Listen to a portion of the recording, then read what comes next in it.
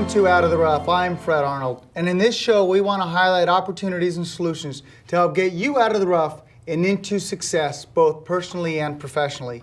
In these tough economic times, I'm going to provide you practical solutions to many of today's challenges.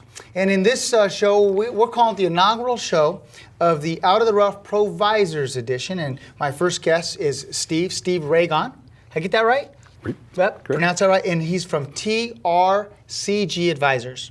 Welcome to the show. Thank you, Fred. And you specialize in serving manufacturing and distribution industries and helping them as a consultant. One of the things I want to talk about, which is one of the items that you specialize in, and we want to get the information out, is on tax credits. Okay. Free money. Yeah, it's good money. Okay. There are a number of different kinds of tax credits out there that companies like ours specialize in. We specialize in one unique area called the Research and Development Tax Credit. And it focuses on manufacturing companies, high-tech companies, companies that are involved in creating something new or taking something that exists but revising it, vastly improving it. As long as it's done in the U.S., and I'm not talking about produced in the U.S., as long as the design, testing, and development, the R&D effort is done in the U.S., those companies could have a tremendous credit available to them. I would tell companies that it's something they should look at. There are a lot of stringent requirements. Not everybody could qualify, and even if they do qualify, they might not do enough work to get money back. But there are a lot of companies that I've run across that are leaving money on the table because they're just not looking into it or aware of it. Yeah, what's scary is when you don't know, you don't know. Right. When you don't know, you're in trouble. That's correct. When you know you don't know, then you're okay. Right. And that's certainly when it comes to tax credits and being aware of that. And I would tell people that it's something that's worth looking into. There are a lot of companies who will do it that will tell them they will review the situation up front, basically at no cost, to tell them whether there is something worth pursuing or not. So that it's not costing them anything to find out if they do qualify and get something back. But I've seen companies leave hundreds of thousands of dollars out there because they just weren't aware. Yeah, they didn't know. Let's talk about another thing you specialize in, that is on tax strategies around the import business. The export business. Oh, export business. Yeah, thank you. That's something that's very interesting because I believe it was in the 90s when the World Trade Group, there was a lot of discussion about tax policies conflicting between the U.S. and the international market. And we did away with a lot of our tax strategy work, or a lot of our tax policies. But there was one that did not go away, but a lot of people thought it did, and really for years left it unknown. And there is essentially, for a company that manufactures in the U.S.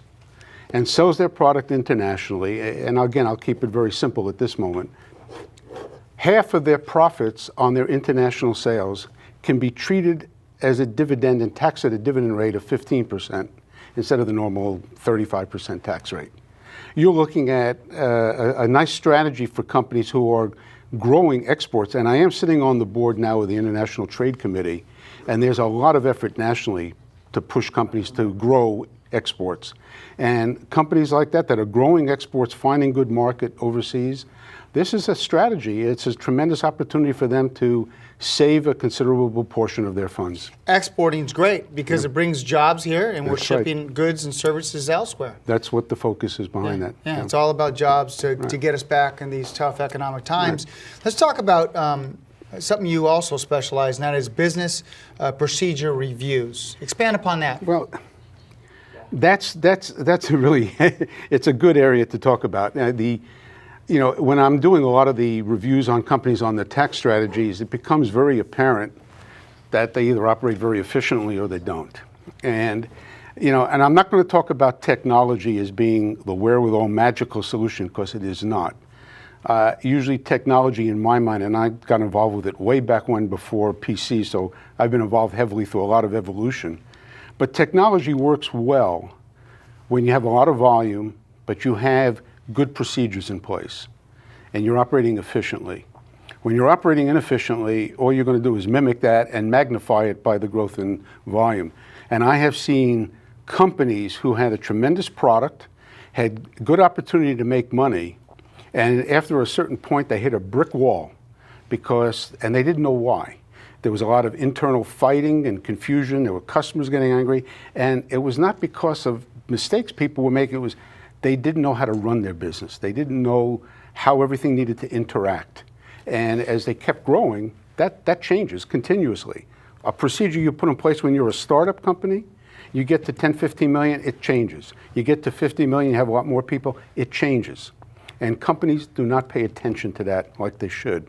And all of a sudden, a wonderful, growing, highlight company all of a sudden becomes, what happened to them? Why are they getting so inefficient? Why are their products' quality dropping? It's because they're not paying attention to the process. And a lot of times the consultants we have when we're first starting our business are maybe not the ones to take us to the next level, and hopefully they know that and bring in experts that can take it to the next level. They should, and I would recommend to a company that periodically they do have an outside view of what's going on, because sometimes what we found in a company, there's usually a group of people that are outspoken, and then there are a group of people that are timid. And sometimes some of those timid, shy people are the ones with the ideas, and they're afraid to speak out. Yeah. And sometimes, even if it's once every couple of years, if a company says, let an outsider come in, and let's have a view of what's going on, that comes to the surface, and it helps a company get over a couple of hurdles. And I've seen companies make magnificent strides in growth by simple changes they made in business practices. We have a couple minutes. I want to throw a little bit of curveball at you. What are some of the biggest gaps or biggest challenges businesses have had in the past, and easy ways to get through the gap or challenges they've had? What are some of the biggest ones you've seen? Well, the biggest ones in my mind, well, obviously, if a company was growing, sometimes financing was a gap. Well, you have to look for financing. But what happens with a bank, when you go to your bank for financing, they look at certain ratios, and again, it gets back to business practices. If you have a sloppy way of capturing data and you can't justify, the bank's going to look at the numbers, they don't make sense. Right. And I went through it as a CFO and CEO of a company, but I was consulting and took over one, and I got hit with that right away, and we had to correct it. Another gap is sometimes companies don't want to spend money in technology when it will help. They'll look at it and say, well, nothing seems to be broken, I can keep doing this. Right. But they're at a point where they could grow in tremendous volume, but they can't keep adding. I mean, you want to keep jobs, you want to offer jobs, but you can't double and triple your salary costs and your space costs to increase production. You have to use some technology in some areas. I would say the two biggest gaps are they prepared to get funding, and are they aware of when and the right way to use technology? Yeah. And be prepared, because technology makes employees much more efficient, makes the process much more efficient, and makes it so you can have more market share. Correct. And if you have more market share, you can hire more people. Correct. As long as your business practices are right to begin with, you can do that. And that's where we come back full circle. I love it. So, Steve, how can those that want to reach you, how can they contact you? The website is www.trcgadvisors.com. One more time? www.trcgadvisors.com. Great. Thanks for coming in. Thanks for being a great member of Provisors. Thank you very much. Absolutely. Okay. Ladies and gentlemen, Steve Ragow with TRCG Provisors. We're going to jump to a quick break, but when we come back, we got Gary Sanger, one of the leaders here with Provisors, and we're going to talk about ways in which you can grow your business through effective networking. We'll be right back.